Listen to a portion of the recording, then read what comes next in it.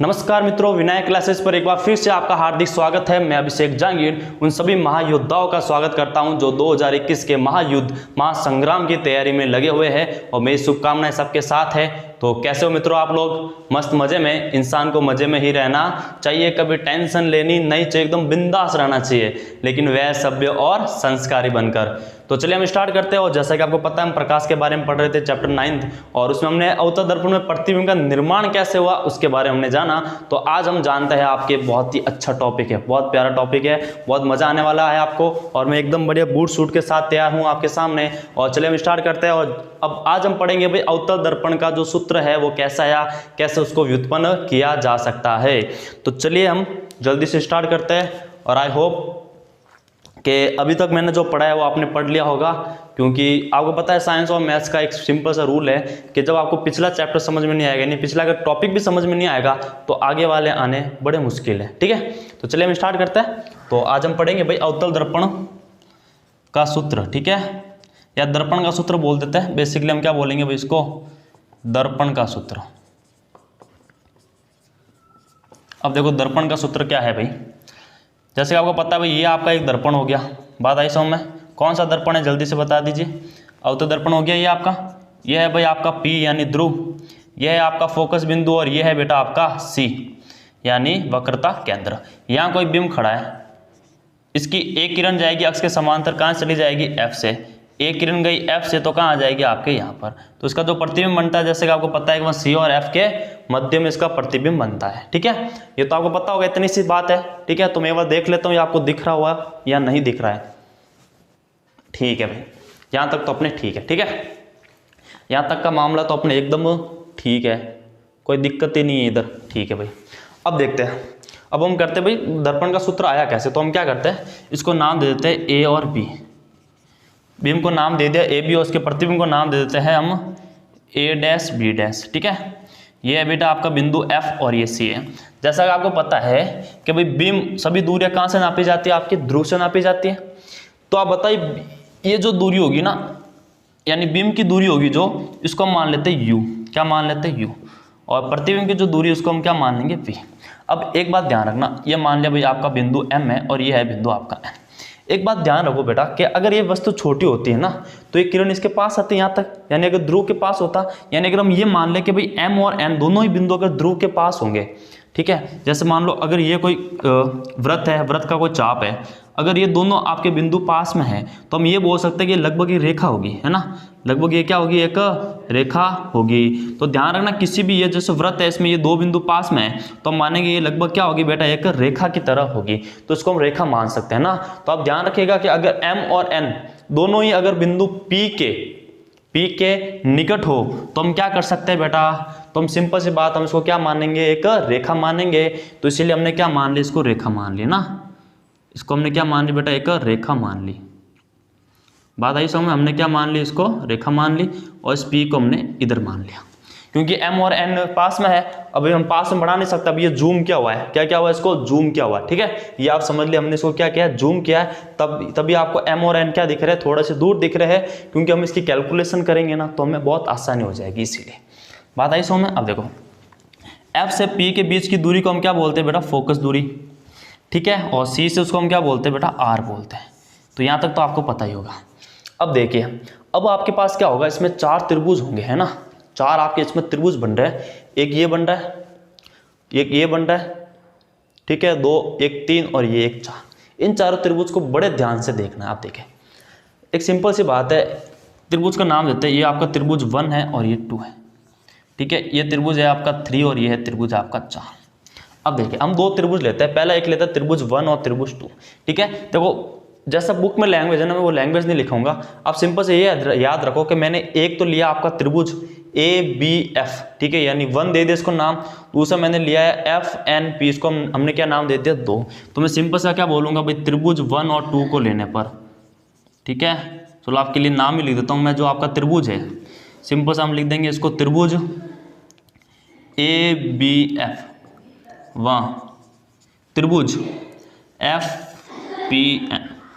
अब इन दोनों त्रिभुज में आप बड़े ध्यान से देखना, मैं अलग से डायग्राम बना रहा हूँ इसका वापस। ठीक है, आपकी सुविधा के लिए मैं क्या बना रहा हूँ? इधर वापस डायग्राम बना रहा हूँ। एक बात ध्यान रखें आप। ये है आपका बी, ये है आपका ए, ये है आपका एफ, ये है आपका पी और ये है आपका एन। बड़े ध्यान से देखना, सबसे पहले मैं बात कर रहा हूँ कि अगर ए बी है और अगर ये एम भी इस पर लंबवत होगा, ये भी लंबवत है, ठीक है, सीधा खड़ा है एकदम, और ये भी 90 डिग्री होगा, तो आप मुझे बताइए क्या ए बी और एम पी बराबर होगा या नहीं होगा? तो आप बोलोगे होगा, यानी जो ए बी है वो बेटा एम पी के है बराबर, ठीक है। वैसे जो ए डैश बी डैश होगा वो किसके बराबर होगा? आप बोलोगे पी एन के बराबर हो जाएगा, ठीक है। तो ए डैश है वो बी डैश किसके बराबर हो जाएगा बेटा? पी एन के बराबर हो जाएगा। अब आप ध्यान से देखिए, हमने त्रिभुज 1 और त्रिभुज 2 को लिया है। अब इसमें हम बात करेंगे भाई त्रिभुज ये 1 है और ये त्रिभुज आपका 2 है। अब देखो इसमें ये जो कोण होगा बेटा, ये जो कोण होगा वो इस वाले कोण के क्या होगा? बराबर होगा, क्योंकि ये दोनों शीर्षाभिमुख कोण है। क्या है बेटा? शीर्षाभिमुख कोण है, और ये आपका 90 डिग्री और ये भी आपका 90 डिग्री है। तो हम ये बोल सकते हैं ना कि भाई दो कोण बराबर हो गए। तो जब आपके दो कोण बराबर हो जाते हैं तो हम उनको बोलते हैं समरूप त्रिभुज। क्या बोलते हैं बेटा? समरूप त्रिभुज, ठीक है। तो हम बात करेंगे इसमें जो आपका कोण है, कोण बी एफ ए, कोण बी एफ ए बराबर होगा आपका कोण F N F P. B F A बराबर होगा एन एन एफ पी के। क्यों होगा बेटा? तो ये होगा शीर्षाभिमुख कोण। क्या हो जाएगा आपका? शीर्षाभिमुख कोण। अब देखो, अब ये कोण है आपका 90 डिग्री, तो हम बोलेंगे एफ ए बी बराबर होगा बेटा एफ पी एन। क्यों होगा दोनों बराबर? क्योंकि दोनों ही क्या है आपके 90 डिग्री के हैं। तो हम ये बोल सकते हैं बेटा कि बाय एस एस सॉरी ए ए, तो ए ए रूल से है ना, सिमिलरिटी का आपने रूल पढ़े होंगे, ए ए रूल से दोनों त्रिभुज क्या हो जाएंगे बेटा आपके? तो हम बोलेंगे भाई त्रिभुज ए बी एफ सिमिलर हो जाएगा आपके त्रिभुज एफ पी एन के।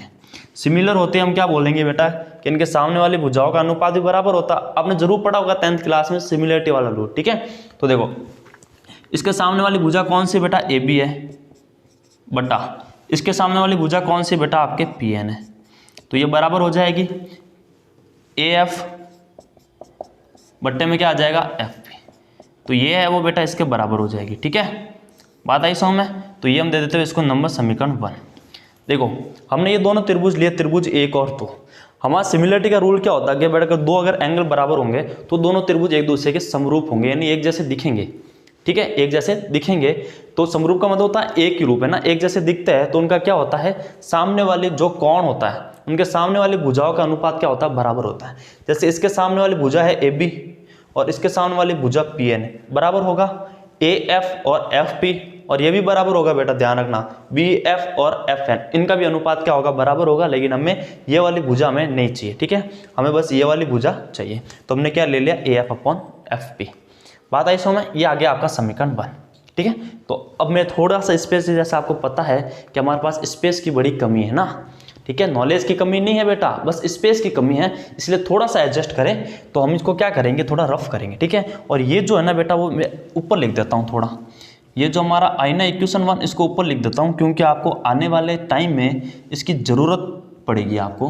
तो ये हो जाएगी बेटा ए एफ अपॉन में एफ पी। बात आई समझ में? अब देखते आगे, अब देखना आगे। अब मैं इसको रफ करता हूँ और आपने आई थिंक उतार लिया होगा आराम से, है ना। आपके पास तो बहुत सारा स्पेस होगा, इसलिए आप आराम से उसको उतार लें। अब देखो बेटा आगे, अब मैं लूँगा त्रिभुज 3 और 4। बात आई समझ में?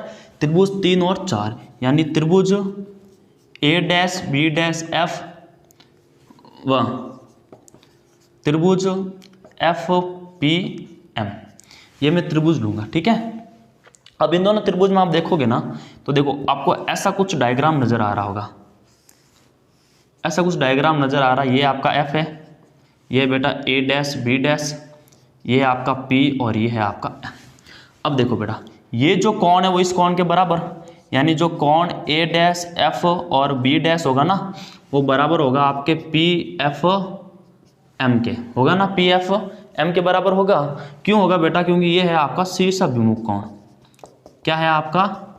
शीर्षाभिमुख कोण है। अब देखो ये भी आपका 90 डिग्री होगा, ये भी आपका 90 डिग्री है। तो जो कोण होगा आपका बी डैश ए डैश एफ बराबर होगा बेटा MPF के। क्यों होगा बेटा? क्योंकि दोनों ही है 90 डिग्री के बराबर। अरे बात आ रही है ना आपको समझ में? दोनों क्या होंगे बेटा? 90 डिग्री के बराबर होंगे, इसलिए दोनों क्या हो जाएंगे? आपके बराबर हो जाएंगे। तो हम देखेंगे भाई आपके ए रूल से है ना, ए रूल से ये क्या हो जाएगा बेटा? दोनों सिमिलर हो जाएंगे। यानी हम बोलेंगे त्रिभुज A-B-F, वाह, तो दोनों समरूप होंगे ना। ये होता है बेटा समरूप का साइन, ठीक है। त्रिभुज FPM, दोनों त्रिभुज होंगे समरूप। तो इसके सामने वाली भुजा कौन सी बेटा? A-B। इसके सामने वाली भुजा कौन सी बेटा? MP, बराबर हो जाएगा A-F, और क्या हो जाएगा बेटा? FP, ठीक है। तो आप ये होगी बेटा आपका समीकरण 2। अगर मैं इसको उल्टा लिख दूं, तो मैं इसको लिख सकता हूँ ना MP/A-B बराबर में हो जाएगा FP/A-F, ठीक है। इसको उल्टा लिखने पर ये कुछ इस तरह का आपको दिखेगा। बात आई समझ में बेटा? तो ये आपकी समीकरण 1 थी और ये थी आपकी समीकरण 2। अब बेटा एक बात ध्यान रखना कि जैसा कि मैंने आपको बताया है कि जो PM होगा ना वो किसके बराबर होगा बेटा? AB के बराबर होगा। यानी ये जो PM है ना, PM वो किसके बराबर होगा? AB। PM आपका इधर है तो मैं इसकी जगह क्या लिख सकता हूँ बेटा? AB लिख सकता हूँ, ठीक है। इसकी जगह मैं क्या लिख सकता हूँ? AB लिख सकता हूँ। डिवाइड में A' और B', और बराबर में आ गया बेटा आपका FP/A'। बात आई समझ में? अब देखो, अब आपको पता है कि जो PN है वो किसके बराबर बेटा? A', B' के बराबर। तो इस PN की जगह मैं क्या लिख सकता हूँ? इस PN की जगह मैं क्या लिख सकता हूँ बेटा? A', B' लिख सकता हूँ, ठीक है। और बराबर में है बेटा आपका AF/FP। तो ये आपका समीकरण हो जाएगा ऐसे। तो आप देखोगे कि इधर AB/A', है, इधर भी AB/A', अगर ये दोनों बराबर है तो इनके बराबर वाले आपस में बराबर हो जाएंगे, ठीक है। जब ये दोनों बराबर है तो इसके सामने वाले भी क्या हो जाएंगे? बराबर हो जाएंगे। तो मैं इसको रफ कर रहा हूँ और ध्यान से देख लेना। आराम से पढ़ा रहा हूँ मैं धीरे धीरे, और आई होप आपको समझ में आ रहा होगा। अगर समझ में ना आ रहा हो तो कमेंट करके ज़रूर बताइएगा, हम और भी ज़्यादा मेहनत करेंगे आपके लिए, ठीक है। अब देखते हैं आगे। ये क्या हो जाएगा बेटा? AF/FP बराबर हो जाएगा AF/FP बराबर में हो जाएगा A'/F।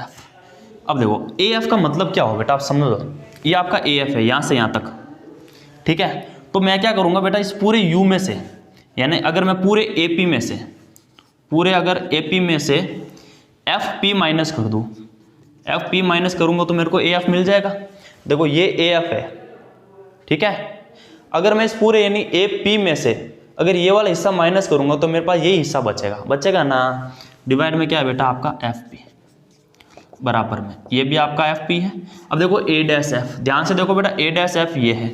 यानी मैं क्या करूँगा बेटा? इस पूरे हिस्से में से ये हिस्सा कर दूंगा माइनस, इस पूरे हिस्से में से ये हिस्सा माइनस किया तो यही बचा। यानी मैं क्या बोलूँगा बेटा इसको कि A'/F में से माइनस कर दो आप FP, तभी आपको ये बचेगा। अब आप मुझे बताओ A से P तक लेंथ क्या है बेटा? आपकी U है। तो उसको मैं क्या लिख दूंगा? आपका U माइनस FP कितना बेटा? ध्रुव और फोकस बिंदु के बीच की दूरी, क्या होती है? फोकस दूरी। तो ये है आपका F। बट्टे में बेटा FP भी क्या है? आपका F है, तो बट्टे में आ जाएगा F बराबर में ये कितना है बेटा? आपका F है। A'/P, देखो A'/P कितना है बेटा? आपका A'/P कितना है? A'/P ये रहा आपका A'/P कितना है बेटा? आपका V है। कितना है? V। तो ये हो जाएगा V और माइनस FP कितना है बेटा? आपका F है, ठीक है। अब देखो, अब इसको हम क्रॉस मल्टीप्लाई करते हैं। जैसे पहले V को किया तो ये हो जाएगा VU, फिर V को F से किया तो ये हो जाएगा माइनस का FV, माइनस के F को इससे किया तो ये हो जाएगा माइनस का VUF, माइनस और माइनस हो जाएगा प्लस का F स्क्वायर, और बराबर में F इंटू F क्या हो जाएगा बेटा? F का स्क्वायर। आप देखोगे ये हो जाएगा कैंसिल, आपके हो जाएगा कैंसिल, ठीक है। अब इन दोनों के उधर लेके जाऊंगा ना तो ये हो जाएगा UV बराबर UF प्लस VF, ठीक है। ये देखो ये माइनस से उधर गया तो प्लस, ये भी माइनस से उधर गया तो प्लस। अब मैं पूरे में UVF का भाग दे दूंगा, पूरे में क्या करूंगा बेटा? मैं UVF का क्या दे दूंगा? भाग देने पर। तो जैसे ही मैं इसमें भाग दूंगा ना तो ये देखो ये हो जाएगा UV/UVF बराबर UF/UVF प्लस VF/UVF। अब देखो v से v कैंसिल, u से u कैंसिल, कितना बचेगा बेटा 1/f। u से u कैंसिल, f से f कैंसिल, कितना बचा 1/v प्लस v से v कैंसिल, f से f कैंसिल, कितना बचा बेटा 1/u। और यही है बेटा आपका दर्पण सूत्र। क्या है बेटा आपका दर्पण सूत्र। देख लेता हूँ मैं, आपको दिख रहा होगा वहाँ तक तो आराम से, चलो कोई दिक्कत ही नहीं है, आपको आराम से दिख रहा होगा ये, ठीक है। तो बेटा यही है आपका अवतल दर्पण, सोवियत दर्पण का जो सूत्र है वो है। अब आप एफ, वी और यू आप दर्पण के हिसाब से लोगे, ठीक है। जैसा मैंने आपको बताया था कि भाई अगर आपका अवतल दर्पण है, बिंब इधर रखा हुआ है, ठीक है, सभी दूरियां ध्रुव से नापी जाएगी। अगर ये ध्रुव है, बिंब इधर है, तो इसकी दिशा ये होगी, लेकिन जबकि किरण की दिशा ये होगी, दोनों की दिशा डिफरेंट अलग अलग है, तो हम साइन क्या लेंगे बेटा, ऋणात्मक यानी माइनस का साइन लेंगे। बात आई समझ में, क्या लेंगे आपके, माइनस का साइन लेंगे। तो आई होप ये बात आपको समझ में आ गई होगी जो भी आज हमने पढ़ा है। और जैसा कि आपको पता है इसमें 4 त्रिभुज बन रहे थे, पहले हमने इन दोनों को समरूप बनाया, फिर हमने इन दोनों को समरूप बनाया, फिर दोनों की इक्वेशन को हमने क्या रखा, बराबर रखा, तब आपके यहाँ पे आगे जाके सॉल्व हो जाएगी। बात आई समझ में।